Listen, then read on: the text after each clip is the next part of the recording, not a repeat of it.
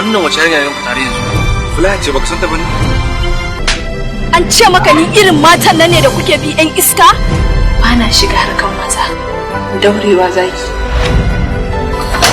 Kai! Waye gaya maka waye baka izinin ka shigo mun office?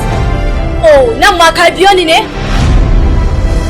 Na yi iya baki kokarina a matsayina na uba daga ran da aka samu cikinsa ba rage shi da komai ba. Duk abin da mahaifiyarsa take bukata wanda za ta ci domin ta sami isasshiyar lafiya da za ta ɗauki nauyin alhalin cikinsa ne mata aka haife shi na kyautata masa sunansa na sa masa sunan mahaifina na kai shi makarantar Muhammadiyya na kai shi ta zamani a ƙasar waje na kai shi. Kawai mu ci gaba da addu'a da ni ba zan iya jin wannan maganganun ba.